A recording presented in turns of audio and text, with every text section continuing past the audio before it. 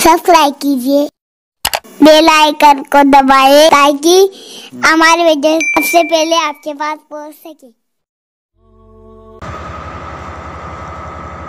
अल्हम्दुलिल्लाहि वकफ़ा वसलामुन अला इबादिहिल्लज़ीना इस्तफ़ा अम्मा बअद फ़अऊज़ु बिल्लाहि मिनश शैतानिर रजीम बिस्मिल्लाहिर रहमानिर रहीम अल्हम्दुलिल्लाहि रब्बिल आलमीन अर्रहमानिर रहीम मालिकि यौमिद्दीन इय्याका नअबुदु व इय्याका नस्तईन इहदिनस सिरातल मुस्तक़ीम सिरातल लज़ीना अनअमत अलैहिम गैरिल मग़ज़ूबि अलैहिम वलद्दाल्लीन। सदक़ल्लाहुल अज़ीम। मेरे मुअज़्ज़ज़ सामिईन, मेरे बुजुर्ग और दोस्तों और छोटे छोटे भाइयों, अभी अभी मैंने आप हज़रात के सामने सूरह फातिहा की तिलावत की।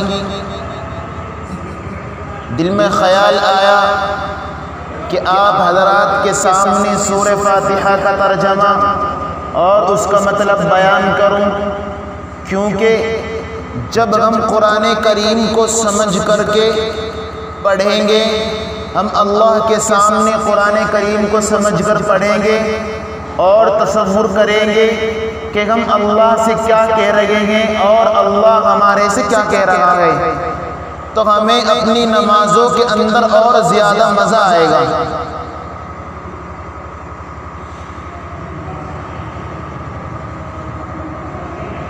शुरू करता हूँ अल्लाह के नाम से जो सबसे ज़्यादा रहम करने वाला है।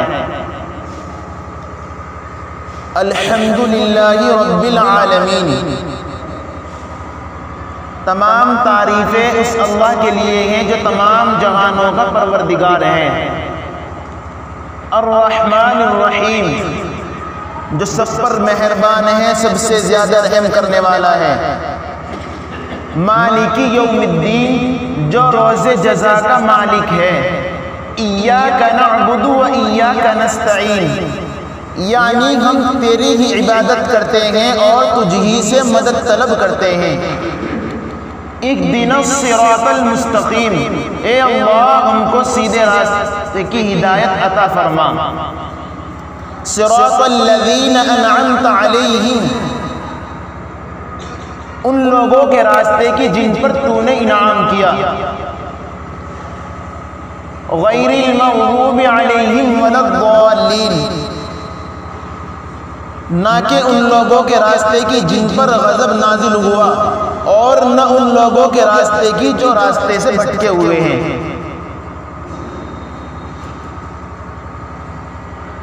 अभी अभी आप हज़रात के सामने सूरह फातिहा का तर्जमा आया। आपने हमेशा देखा होगा कुरान करीम की तिलावत का एक अदब, एक उसूल, एक ज़ाब्ता ये भी है कि जब कोई आदमी कुरान करीम की तिलावत करता है तो सबसे पहले औज़ु बिल्लाहि मिनश शैतानिर रजीम और फिर बिस्मिल्लाहिर रहमानिर रहीम पढ़ता है।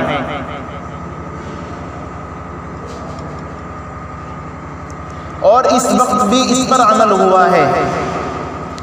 इन दोनों का कुरान करीम की तिलावत से पहले पढ़ना सुन्नत है। औज़ु बिल्लाहि मिनश शैतानिर रजीम, यह कुरान करीम की मुस्तकिल आयत नहीं है। बिस्मिल्लाहिर रहमानिर रहीम, यह कुरान करीम की मुस्तकिल एक आयत है। औज़ु बिल्लाहि मिनश शैतानिर रजीम आयत तो नहीं है, लेकिन कुरान करीम की एक आयत की तामील में यह जुमला पढ़ा जाता है। खुद अल्लाह तबारक व तआला ने कुरान करीम के अंदर फरमाया, फ़इज़ा क़रअतल क़ुरआन फ़स्तईज़ बिल्लाहि मिनश शैतानिर रजीम, यानी जब आप कुरान करीम की तिलावत करें, जब आप कुरान करीम पढ़ें तो शैतान मरदूद से अल्लाह की पनाह मांग लिया करो। ये तालीम दी गई। चुनांचे इसी हुक्म की तामील में तिलावत से पहले औज़ु बिल्लाहि मिनश शैतानिर रजीम को पढ़ा जाता है, जिसका मतलब ये है कि मैं अल्लाह की शैतान मरदूद से पनाह चाहता हूँ। ये तालीम क्यों दी गई?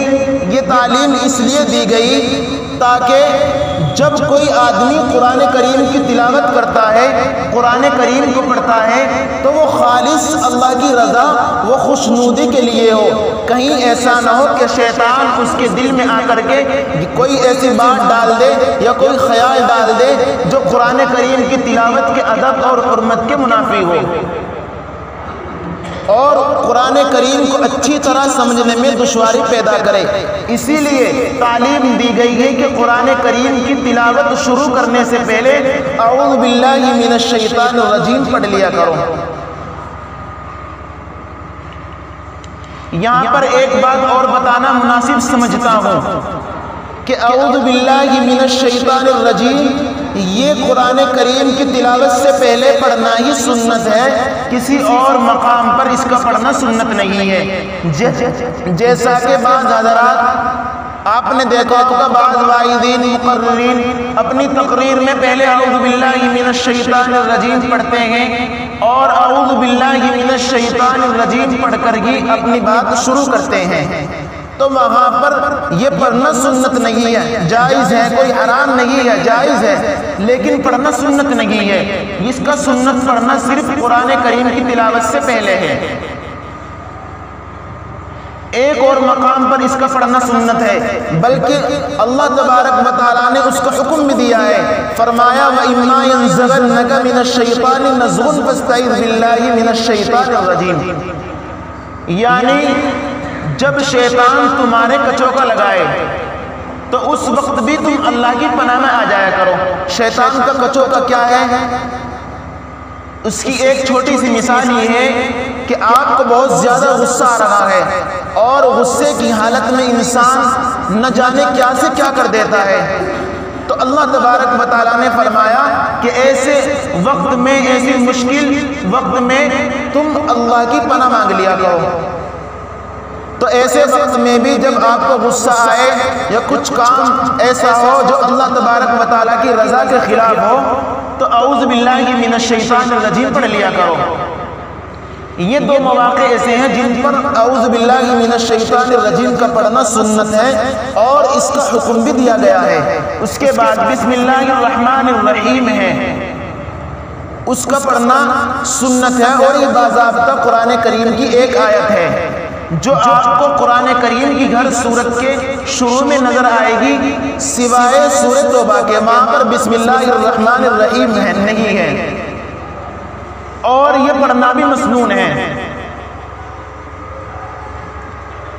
اب سب سے پہلے بسم اللہ الرحمن الرحیم کا ترجمہ جان لینا چاہیے۔ اس کا ترجمہ یہ ہے کہ شروع کرتا ہوں اللہ کے نام سے جو رحمان بھی ہے اور رحیم بھی ہے۔ اللہ کے نام سے شروع کرنے کا رواج تو بہت پہلے سے چلا رہا ہے، خود اللہ کے نبی بھی قرآن کریم کے نازل ہونے سے پہلے کہا کرتے تھے بسمک اللہم، جب کوئی کام کرتے یا کوئی تقریر کرتے یا کوئی وعظ کرتے تو فرماتے بسمک اللہم۔ پھر جب یہ آیت نازل ہو گئی تو اللہ کے نبی بھی اس آیت کو ہی اللہ کے نبی بھی اس آیت کو ہی پڑھا کرتے تھے۔ اب ہم سورہ فاتحہ کی تفسیر شروع کرتے ہیں۔ یہ سورت وہ سورت ہے جو قرآن کریم میں مکمل نازل ہوئی ہے سب سے پہلے، اور اس سورت کو یہ امتیاز بھی حاصل ہے کہ یہ سورت سب سے پہلے مکمل طور پر قرآن کریم میں نازل ہوئی ہے۔ یوں تو اور بھی آیتیں ہیں جیسے اقرأ بسم ربک الذی خلق، یہ سب سے پہلے آیت نازل ہوئی ہے، اور سورہ مدثر کی کچھ آیتیں ہیں جو سب سے پہلے نازل ہوئی ہے، لیکن جو سورت مکمل طور پر سب سے پہلے نازل ہوئی ہے قرآن کریم کے اندر وہ سورہ فاتحہ ہی ہے۔ اب اس کی جو شروع کی 3 آیتیں ہیں ان میں اللہ تبارک و تعالیٰ کی حمد و ثنا کا بیان ہے، اور آخر کی 3 آیتوں میں ایک مضمون اور دعا ہے جو اللہ تبارک و تعالیٰ نے اپنے حکم سے بندے کو سکھائی ہے، اور ایک بیچ کی آیت میں جو بیچ کی آیت ہے وہ اللہ اور بندے کے درمیان میں مشترک ہے۔ اور اس صورت کی اہمیت کے لیے اتنی ہی بات کافی ہو جانی چاہیے کہ اللہ تبارک و تعالیٰ نے یہی نہیں کہ اس صورت کو ہر نماز میں بلکہ ہر نماز کی ہر رکعت میں اس کے پڑھنے کو لازمی قرار دے دیا گیا۔ یعنی یہ سورہ فاتحہ ہر نماز کی ہر رکعت میں پڑھی جائے گی، جس سے اس کی اہمیت خود بخود واضح ہو جاتی ہے۔ اور اس سورت کو خود امام مسلم نے، اللہ کے نبی نے ایک جگہ فرمایا لمن لا صلاۃ لم یقرأ الفاتحۃ الکتاب، کہ جو شخص سورہ فاتحہ نہ پڑھے اس کی نماز نہیں ہوتی۔ اس سے پتہ چلتا ہے کہ سورہ فاتحہ بہت اہمیت کی حامل ہے۔ اور اس میں ایک روایت حضرت ابو ہریرہ رضی اللہ تعالیٰ عنہ کی بھی ہے، جس کو امام مسلم نے مسلم شریف کے اندر نقل کیا ہے۔ فرماتے ہیں کہ اللہ کے نبی صلی اللہ علیہ وسلم نے ارشاد فرمایا کہ اللہ فرماتے ہیں کہ نماز یعنی سورہ فاتحہ میرے اور میرے بندے کے درمیان میں مشترک ہے، یعنی آدھا حصہ میرے لیے ہے اور آدھا میرے بندے کے لیے ہے، جس کی تفصیل اللہ کے نبی نے اس طرح بیان فرمائی کہ جب بندہ کہتا ہے الحمدللہ رب العالمین، کہ تمام تعریفیں اللہ کے لیے ہیں جو تمام جہانوں کا پالنے والا ہے، تو اس کے جواب میں اللہ تبارک و تعالیٰ فرماتے ہیں حمدنی عبدی، یعنی میرے بندے نے میری تعریف کی۔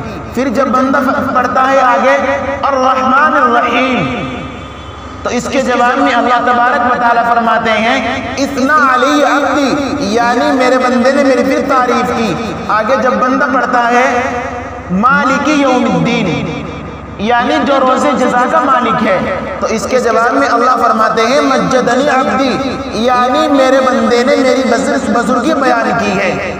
اور پھر جب آگے پڑھتا ہے جو آیت ہے اس سے آگے، وہ بندے اور اللہ کے درمیان میں مشترک ہے، یعنی ایاک نعبد، اے اللہ ہم تیری ہی عبادت کرتے ہیں، وایاک نستعین، اور تجھ ہی سے مدد طلب کرتے ہیں۔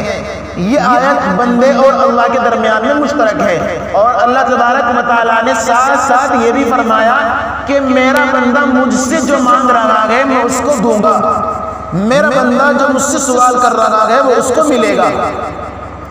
اسی طریقے سے آگے ہے اہدنا الصراط المستقیم، اے اللہ ہم کو سیدھے راستے کی ہدایت عطا فرما۔ تو اللہ تبارک و تعالیٰ فرماتے ہیں کہ جو اس نے یہ سوال کیا ہے اے اللہ ہمیں سیدھے راستے کی ہدایت عطا فرما، تو اس کو صراط مستقیم عطا کیا جائے گا، یعنی اس کو ضرور بھی ضرور سیدھے راستے کی ہدایت دی جائے گی۔ یہ تفسیر امام مسلم نے صحیح مسلم شریف کے اندر نقل کی ہے، روایت کی ہے۔ اسی تفسیر کی وجہ سے ہمارے علماء کرام نے لکھا ہے کہ بندہ جب قرآن کریم کی تلاوت کرے، یعنی بندہ جب نماز کے اندر سورہ فاتحہ کو پڑھے اور کہے الحمدللہ رب العالمین، کہ تمام تعریفیں اللہ کے لیے ہیں، اور اس کے جواب میں اللہ تبارک و تعالیٰ فرماتے ہیں حمدنی عبدی، کہ میرے بندے نے میری تعریف کی، اس وقت ہمیں یہ تصور کر لینا چاہیے اپنے ذہنوں کے اندر، اپنے دل کے اندر، کہ میرا اللہ جواب دے رہا ہے حمدنی عبدی، یعنی میرے بندے نے میری تعریف کی۔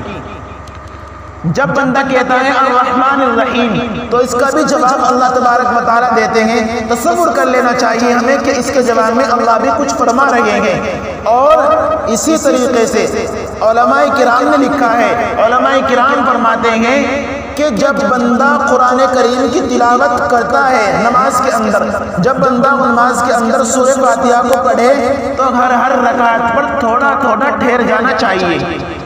فرماتے ہیں کہ کیا تمہیں یہ بات اچھی نہیں لگتی کہ تم قرآن کریم پڑھ رہے ہو نماز کے اندر، اور جب تم کہو الحمدللہ رب العالمین، کہ تمام تعریفیں اللہ کے لیے ہیں جو تمام جہانوں کا پروردگار ہے، اور اس کا جواب میں اللہ فرما رہے ہو حمدنی عبدی، یعنی میرے بندے نے میری تعریف کی، اور آپ چلتے جا رہے ہو، کہیں رکنے کا موقع بھی نہیں چھوڑتے، یہ بھی نہیں دیکھ رہے ہیں کہ اللہ تبارک و تعالیٰ ہمارے اس جو پڑھ رہے ہیں اس کا کچھ جواب دے رہے ہیں یا نہیں، تو یہ بات اچھی نہیں ہے۔ اسی طریقے سے سورہ فاتحہ کی سب سے پہلی آیت الحمدللہ رب العالمین ہے، اس میں دو حصے ہیں۔ پہلا ہے الحمدللہ، یعنی تمام تعریفیں اللہ کے لیے ہیں، اور دوسرا ہے رب العالمین، یہ اللہ تبارک و تعالیٰ کی خاص صفت ہے۔ الحمدللہ جو ہے یہ جملہ اس میں جو حمد ہے عربی زبان کے لحاظ سے اس کا ترجمہ تعریف اور شکر دونوں کا کر سکتے ہیں۔ یہاں پر تعریف کا ترجمہ کرنا زیادہ بہتر اور اولا ہے، کیونکہ اللہ تبارک و تعالی دونوں کا ہی مستحق ہے، اور جب ہم تعریف کا ترجمہ کریں گے تو شکر اس میں خود بخود شامل ہو جائے گا۔ تو اللہ تبارک و تعالی سے دعا کریں کہ اللہ تبارک و تعالی ہمیں سورہ فاتحہ کو اور اپنی ہر نماز کو صحیح طریقے سے اور ٹھہر کر اچھی طرح پڑھنے کی توفیق نصیب فرمائے۔ وآخر دعوانا الحمدللہ رب العالمین۔ جو حضرات سنتیں نہیں پڑھ سکے اب سنتیں پڑھ لیں۔